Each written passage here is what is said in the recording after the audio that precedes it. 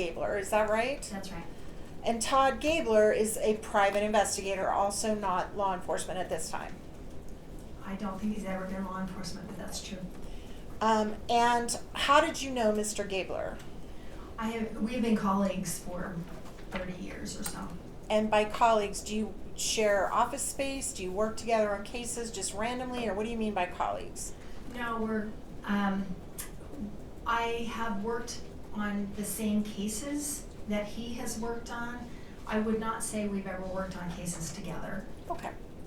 And he approached you and asked if you would be interested in working for Eric Richins' family, who was dealing with trust issues, right?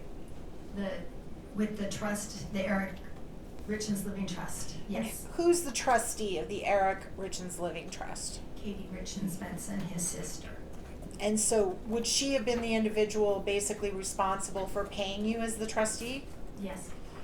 And did you meet with her? I don't know that I ever met with her. We had phone conversations. Okay. And did you have a contract of employment with her or with the trust? An engagement letter, yes. And what did they agree to pay you to help them? My hourly rate and yeah. How much was that? $325 an hour. And I believe you said you worked for them up until the county attorney approached you, is that right? That's right. So how long a period of time did you work solely for the trust?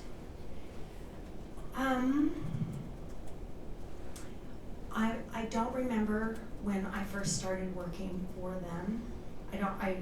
In the summer. It was in the summer, I believe, of 22. So a few months after Mr. Richins had passed. Something like that. I can get that exact date for you. Okay. Something like that.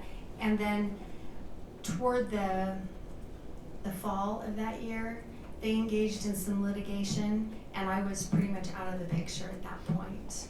So maybe 5 or 6 months you think you worked for them? Probably 4 or 5, yeah.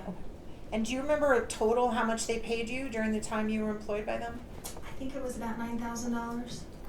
And during that time, did they provide you with records to analyze? I did have some records, yes. Right. And so these are being produced to you by Eric Richins' family. That's right. And that would include these life insurance documents? I did have some.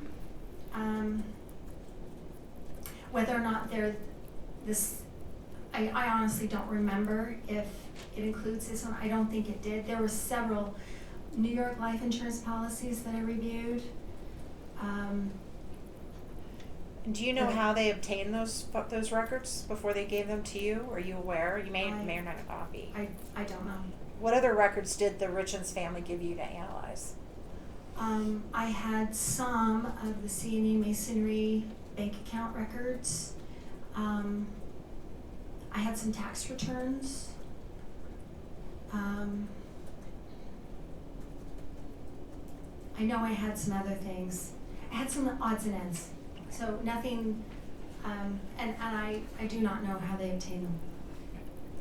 And then how did it come about that you switched from working from Eric's family to the prosecution team in this case?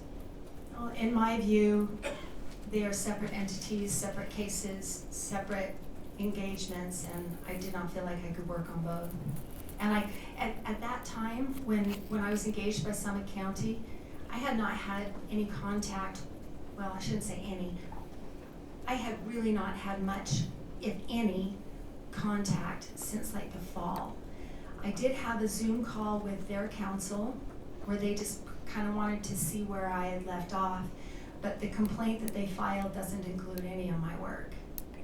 And the complaint that they filed is basically an effort to make sure that Kouri does not get a single penny from Eric Richins' trust, right? Is that your understanding of the litigation? I actually don't know much about that litigation, and on purpose I have tried to ignore it. I try to stay in my lane and in my box, and this is the box I'm in, and so I really don't know the status. I don't know what's been happening there. My overall understanding is they were trying to enforce trust, the Eric Richins Living Trust, and associated documents. That's a weird way to say that, but that's my understanding. And when you were in their box, when you were in the box with the trust, was it your understanding that Kouri Richins was aware that a trust had been created before Eric passed? I was under the impression of the opposite, that she did not know about the trust. And whether or not she knew or didn't know, I really do not know the answer to that question. So you've not reviewed any police reports in this case that talked about interviews of Katie the morning of Eric's death? I know that there were some that took place, but I have purposely not reviewed them. Okay, so you don't have personal knowledge, one way or the other, about whether Kouri knew this trust was in place before Eric died? I cannot testify one way or another about that. Okay. Did Todd Gabler ever give you any documents to analyze, or it all came from the attorneys at the trust? I didn't get anything from the attorneys. Where did you get the documents from the trust? I believe I got everything from Katie. From Katie, the sister? I believe so. Okay. All right. Are you still retained in any way by the trust? No. I haven't engaged in conversation with them. I haven't responded to anything for the better part of a year. Okay. Did you review new documents before you testified today that you did not review before the detention hearing? Yes. What are the new documents you reviewed before today? We have more bank account statements. There are loan documents that I did not have before, and that includes the promissory notes. And I know that payment ledgers have been requested, and there's very little of that due to the nature of the loans. I searched and obtained many more deeds in South Carolina and in Utah, and the UCC filings of the personal property loans, the unsecured loans, the insurance documents. I'm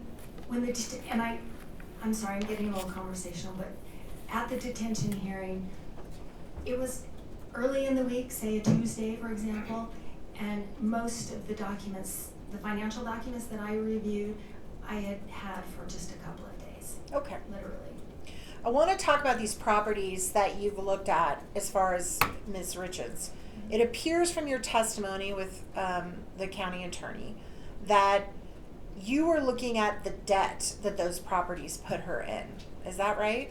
Yes, and I did testify about that exact point at the detention hearing, because at that time, that's all I had access to were those recorded documents. So I could see the amount of the trust deed, and I did acknowledge that that does not necessarily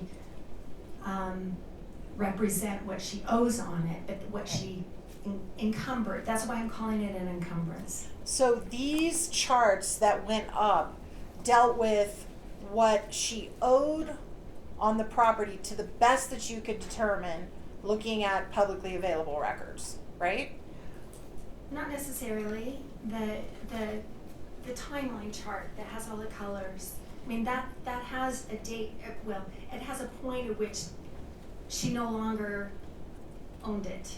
Her name is no longer on that. Okay. And so that represents that she no longer had that debt. Successfully flipped that property, right? Successfully would be a judgment call, and I've not been asked to give opinions. Okay. All right, so let's talk about equity.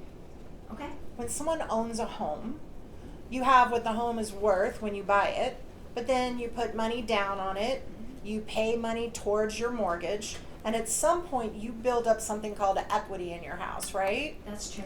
And when you have a lot of equity in your house, you can go, like she did on their house in Willow Creek, right? And go, I say to a banker, hey, I have this property that has about $600,000 worth of equity in it. Can I borrow $50,000? And what is the banker likely to say to that? A banker's likely to look at a lot of factors, right? Mm-hmm. Go through some due diligence. Given a lot of different factors, probably going to say yes. Right. because equity has value, That's true. and it's part of your net worth. That is true. So when you're evaluating someone's net worth, you're looking at their debt for sure, but you're also looking at things they have that have value. That's true. Their jewelry, right? That's true. Their artwork, Yes. their stocks and bonds, Yes. their equity and property. Yes. You were not asked to make that evaluation by this county attorney's office, correct? Because I don't see that you did a net worth evaluation here. I have done some. There's some holes in it. There's some holes in it, so. Okay. So you haven't today put on evidence of Ms. Richins' net worth? No, and there are a lot of things that I don't know, like I'm aware that she has a tax liability, and I know that I can estimate a range, but I don't know how much that is, and that would factor into her net worth. And I know you're an experienced accountant. You would never make a statement about someone's net worth if you knew you were missing critical documents to make that evaluation. Fair? I would definitely put a footnote on that. Okay.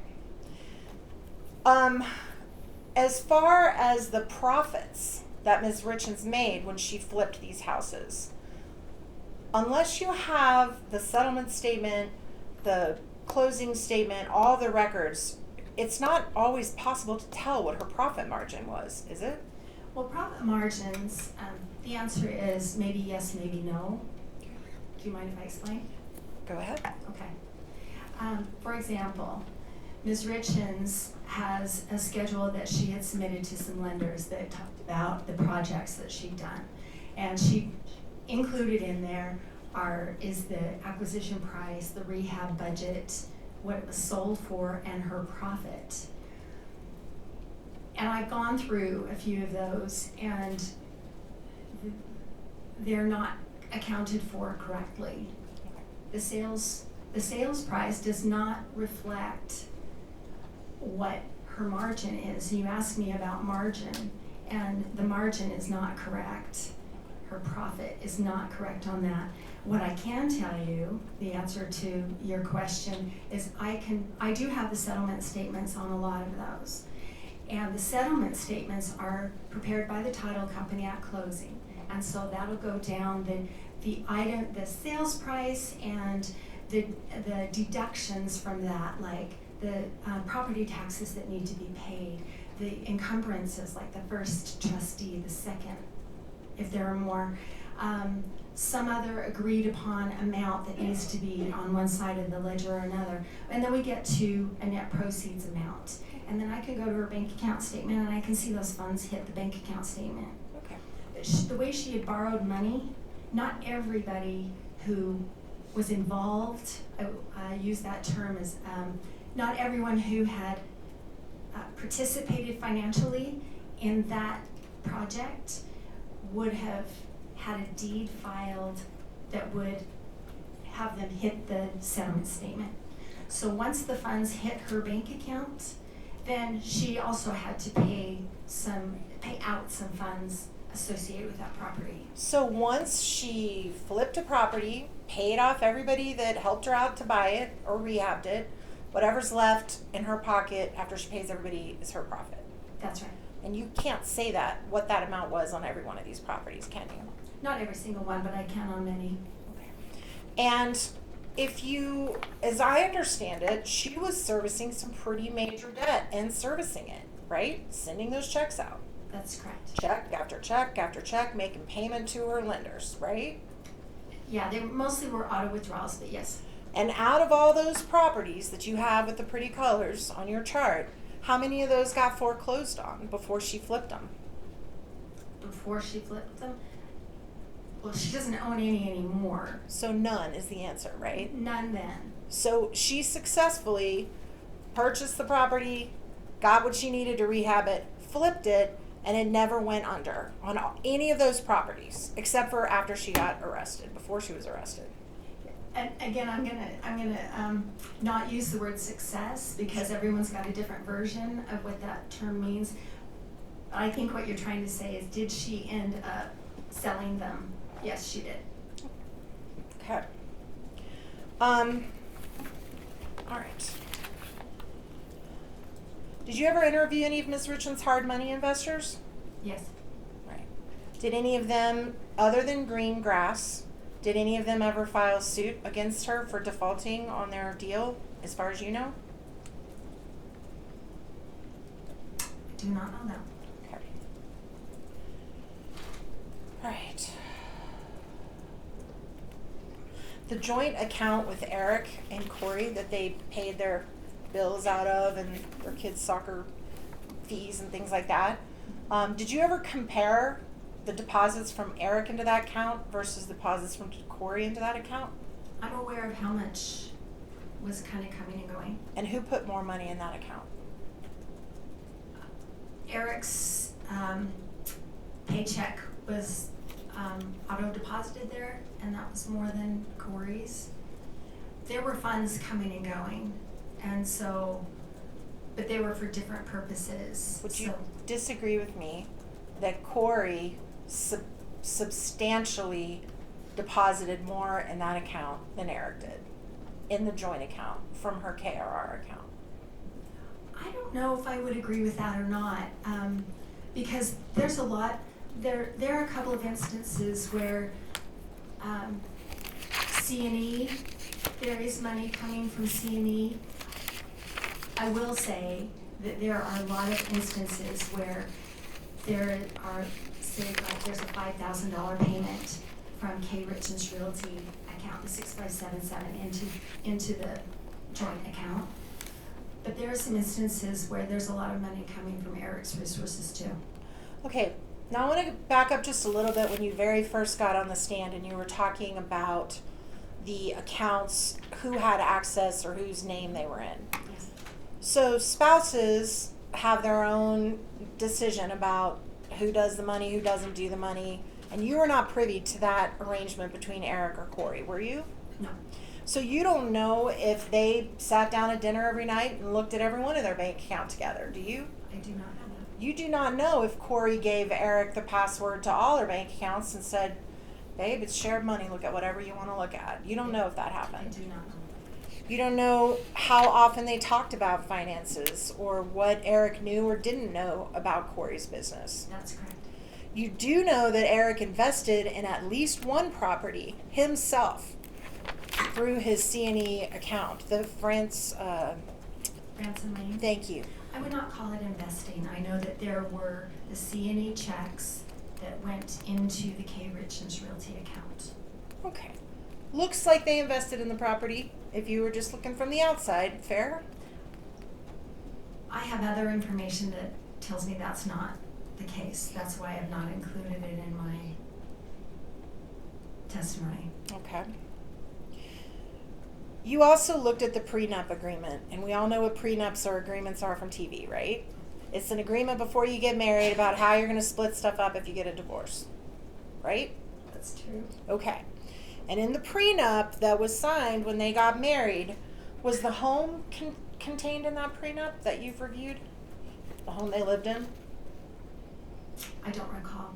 I'd be happy to look at it if you want me to. Take a second, please. It's exhibit number, it's docket 106.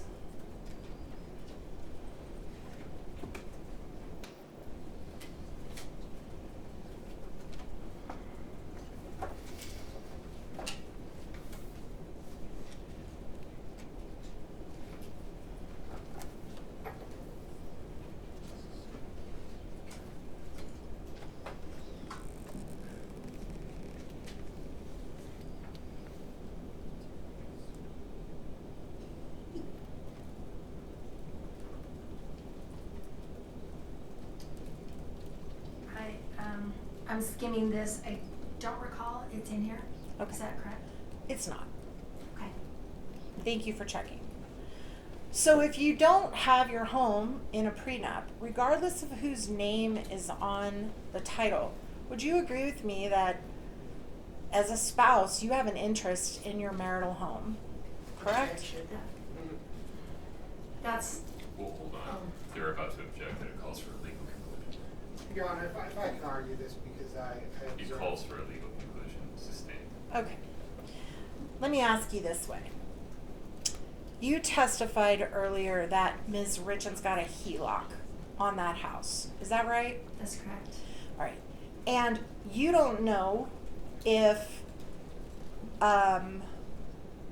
you're not a lawyer, you're not a divorce lawyer, certainly, right? That's correct. So you can't tell, and I almost just called them the jury. Automatically. You can't tell the jury. You can't tell whether or not Ms. Richins had a lawful interest in that home that enabled her to put any type of lien on it or anything based on her marital interest, because you're not a divorce lawyer, right? That's that legal conclusion. Okay. So, and you also don't know if Eric knew about the HELOC or when he knew about it or what he did about it. Objection calls for speculation. I'm I asking. think that's what she's establishing, Yeah. but you can answer the question. I am aware that there are indicators that he knew about it in October of 2020. That's right, because he told it to the lawyer that he was seeing about maybe getting a divorce, right? So when he told the divorce lawyer, hey, she took out this money on my account, that was October of 2020, right? So we know and he... the indicators are that's when he learned about it. Right, so a little less than 2 years before he passed away. A year and a half, yeah. Okay. And how many payments did you see Eric Richins make on that HELOC after October of 2020? In your review of every payment that was made toward that HELOC, how many did Eric make out of his account? Out of which account? Out of his accounts. The 657, or I mean the C&E account? Did he make any out of the C&E account? No, Did he ever sign a check for that you ever saw? I don't believe so. And it was coming out of their joint account or out of the KRR account, the realty account? Mostly out of the 5244 account, which was Kouri's account. Okay, so she's paying it. The HELOC that she took on it. Yes. Okay. And he knew about it in October of 2020. Right. Okay. And they stayed together, obviously. All right. If the home was not contained in the prenup, since you did work for the trust, is it not true that the trust is taking the position that the home gets poured into the trust upon death? I don't know. She's just asking what Ms. Carrington knows. Let's What? find out. Thank you. Do you know? I don't know. Okay. To be clear, I think my knowledge on these issues is better than superior all of to ours. that than anybody else in the room, and so I can keep it straight. Well, yeah, and I appreciate that, John, because I think the court in summary judgment motion 2 weeks ago ruled on this very issue. I can give you chapter and verse on these if we need it. Okay, thank you, You Anna. can just keep it. I'll try to skim Which is my past. point, Your Honor. We I can understand. give We'll just keep it. Okay, just a minute. Just making sure I don't miss anything.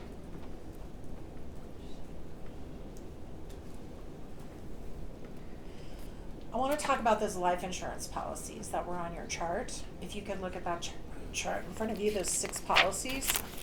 It's not up, but that's fine. Oh, I thought you had a binder. I'm sorry. It's okay. I can put it back up. Thank you. It's exhibit number, I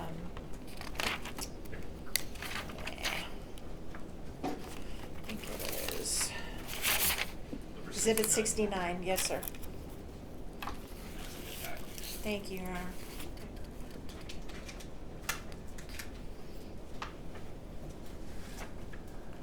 Now, of those policies on Exhibit 69, the very first policy is a mortgage policy, That's correct. which just pays off the mortgage if you die. It doesn't pay it off, it pays it down significantly. Right, sorry, you said that, 70 some weird percent. Some weird percent, yeah.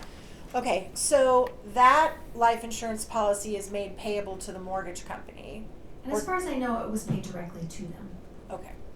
In your chart, it says it was paid to the trust. Do you see that? That they were the do not. beneficiary? I say they were the beneficiary, but that was, no, that's not what it said, but it was paid toward the mortgage is my understanding. So, Kouri, and when was that policy obtained? Back in 15. Okay. And do you even know Eric applied for that, right? Himself? I do not know. You don't know. I don't. Okay, Don't recall. second policy, what's the second one? On my chart is the $250,000 True true stage. stage from 17. And that's 2017. That's correct. And do you know whether Eric, that is not one of the questionable signatures, right? You've agreed that's Eric's signature on that application. Let's make it clear, I'm not making any determination out of signatures. That's not me. Okay. So the report you read from the handwriting analyst That one. didn't look at that signature of the True Stage $250,000 policy, correct?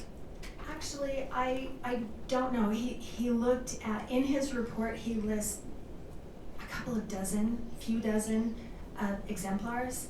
I don't know if that's one or not. Okay. Do you know whether or not Eric Richins had to take a medical exam to get that life insurance policy?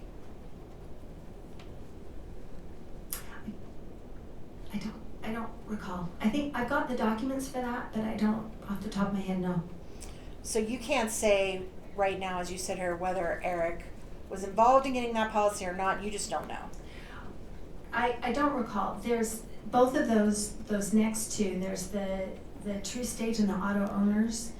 That was part of a group of policies where there's one on Ms. Richins, one on Mr. Richins, and somewhere along the line there's some on the kids too.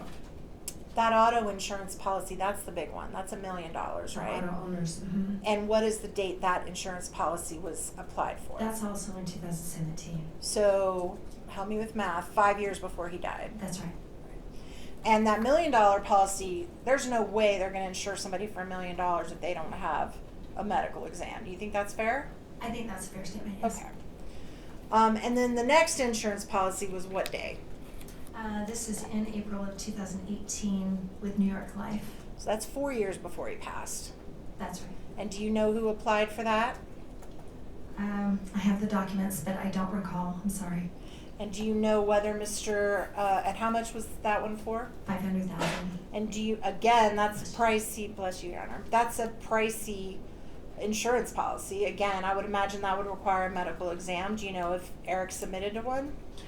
I know that he did on a policy. I've seen that, and I can't recall which one it were ones. I just don't recall those details. So that really just leaves, and the policy that he had with his partner, the buy-sell policy, which partners do all the time, right, That's in correct. business, Yes, that money goes to the partner, that doesn't go to the spouse. that's Right. they're set up specifically that way. Right. Yes. So the only policy on there that was obtained within any short period of time before Eric died was the very last one for $100,000, right? Right, and that's usually, typically in my experience, that's an amount that probably would not have required an exam. Totally agree. And that policy is one of those ones that we all get in the mail if you belong to a credit union, where they send you a little flyer, you get it in your junk mail, and it says, hey, you want to up your insurance? No exam, just sign here and we'll add some more for free. Please do that. Is that what that is? It is a brochure from the credit union, but what you've just described it's not contained in there. It was an offer of life insurance though. Made by the credit union Yes. to all their credit union members. Mhm. It's just like a perk for being a credit union member. It's a marketing brochure, yes. Here's some pretty cheap insurance, grab it if you want it, right? That would be a fair statement, yes. Okay. And that's the policy that was taken out, I guess, that was signed to become effective a few weeks before, or a month and a half before he passed. A month, yeah. Okay.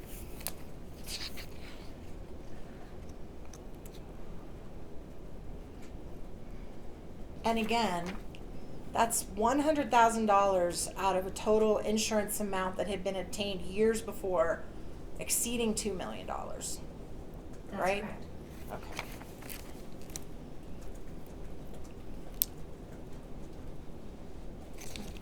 Were you ever asked to look at Eric's financial records in his company or his business? Anybody ever give those to you?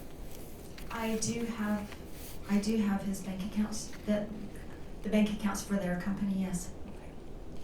And the bank accounts that you talked about where, well, I'll strike that, I'm not gonna go into that. Okay, court's indulgence, I think I just about threw you on right. Can I ask a quick question?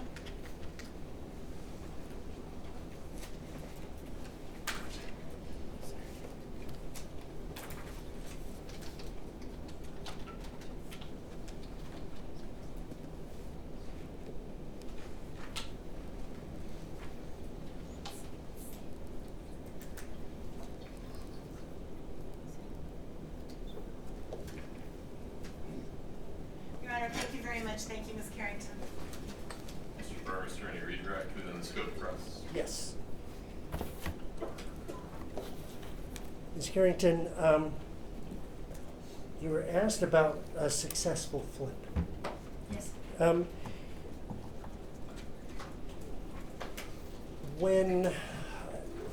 If we're measuring success as an amount above and beyond all costs that go into the purchasing, rehabbing, taxing, etc., the flip,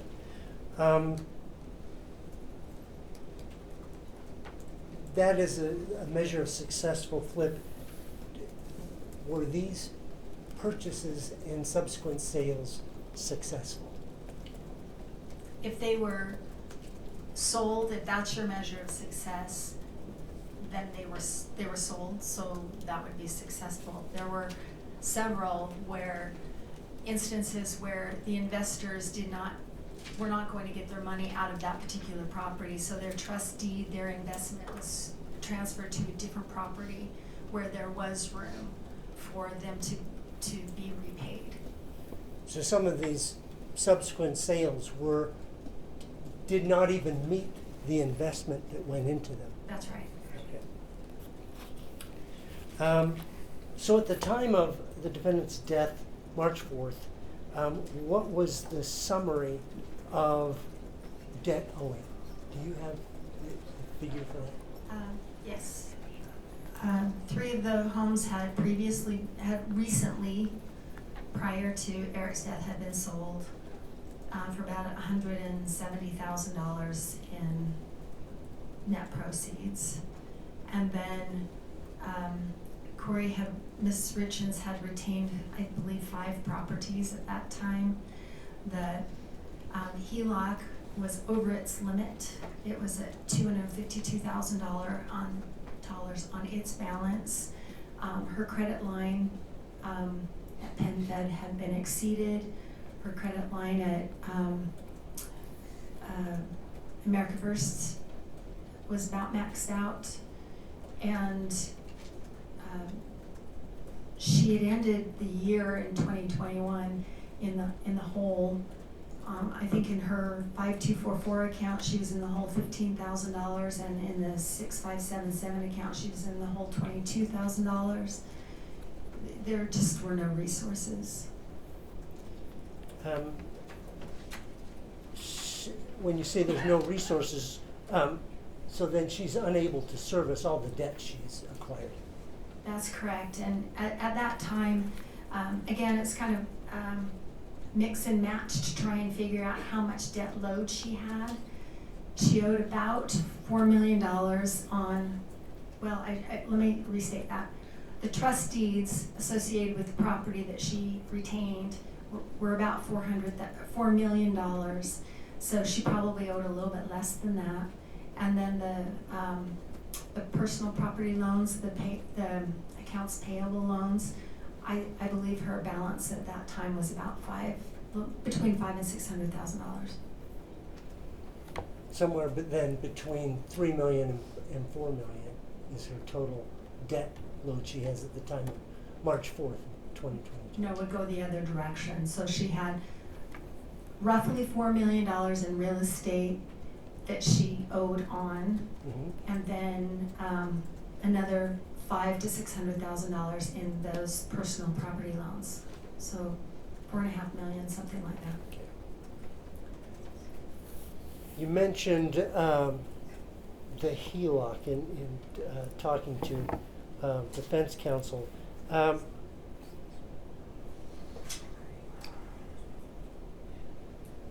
you know other than that one $50,000 payment on principal in October of 2020, were there any other payments that you're aware of that were substantially beyond just paying the interest? No, they were pretty much the minimum payments for the rest of the life of the loan. When did she stop drawing money on the HELOC? Do you mind if I look at my notes? No, that'd be just fine.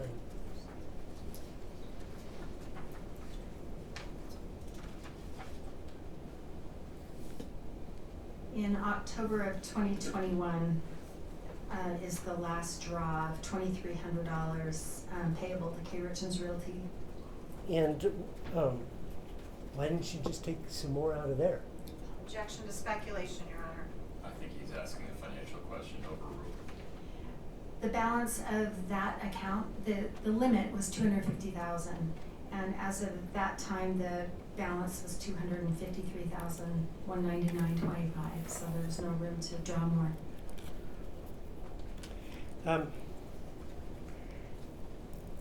Did these lenders that you're aware of analyze the defendant's net worth when she was taking out these loans? Accounts receivable, for It example. appears, yes, they did. Okay, so how much did she have in artwork? I don't recall any artwork listed. Okay, how about jewelry? I don't recall any jewelry listed either. Okay.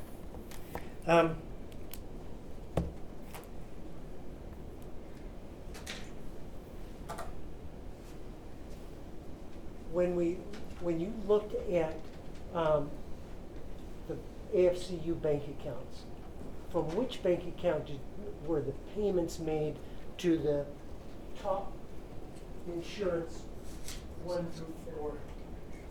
Those are paid from the joint checking 2204. Okay, and that's distinguished from the last one, the one made on February 4th, or entered into on February 4th, with apparently no notice to Eric. That was paid from which account? From the 6577 account for Richins Realty. I have nothing further. Thank you. Ms. Nestor. Nothing, Your Honor, thank you. Ms. Carrington, you can step down.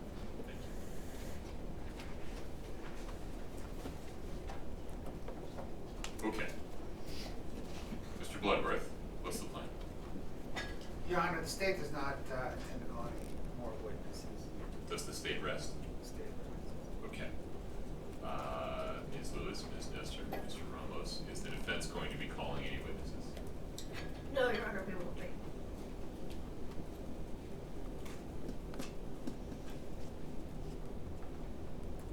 It's late. There's a lot of information here and a lot of counts. I'm disinclined to cram that in today. What's a reasonable time to come back to tomorrow, confirm that Ms. Richins wants to waive her right to testify, and argue about the showing of probable cause?